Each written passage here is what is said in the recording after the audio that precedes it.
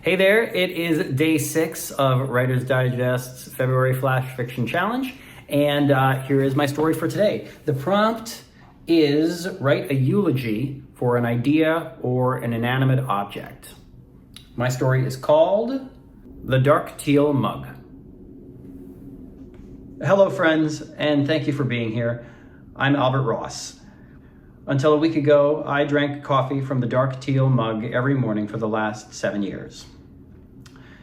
Considering the spectacular end the mug had, it would be very easy to think its whole life was just as dramatic, but mainly it was a source of great calm.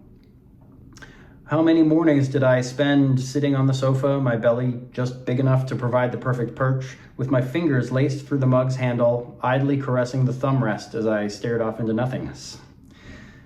That thumb rest came in quite handy when I lifted it. The mug was very thick and heavy. When I was in my morning state, it took a bit of effort, coordination, and concentration to get it to my mouth, and pressing against the thumb rest was a great help. The mug was beautiful, too. Hands thrown, one of a kind, wonderfully thick and heavy. Everyone commented on the gorgeous color, but its shape was what I loved most, how it bulged a bit in the center and tapered off slightly at the rim. But if I'm being totally honest, it wasn't always paradise between us. We had had our share of struggles. I almost threw it out in the first year. It just wouldn't hold its heat. I'd be sitting there having my morning ritual, staring off, thinking of nothing, and I'd realize my coffee was cold. There's nothing more aggravating than being in a state of absolute zen and realizing you've got a mug of lukewarm coffee resting on your belly. One morning I decided I'd had enough, and as I reached past my mug to get another one, I felt how cold it was in the cupboard.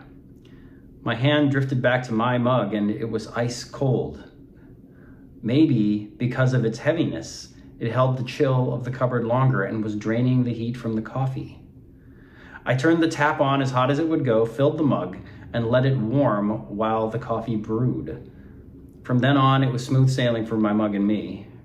At least until a week ago. It's hard not to blame myself. I keep replaying the morning in my mind, the slip and fall, the shattering of ceramic, the splattered coffee on the kitchen tile. But my wife keeps telling me not to hold on to that it was an accident, just one of those things that happens, especially in the morning before you've had that first sip of coffee. Accident or not, I'm going to miss my mug and our morning ritual. So there it is, the Dark Teal Mug. Tune in tomorrow, and whatever the prompt is, there will be another story. Thanks so much for watching.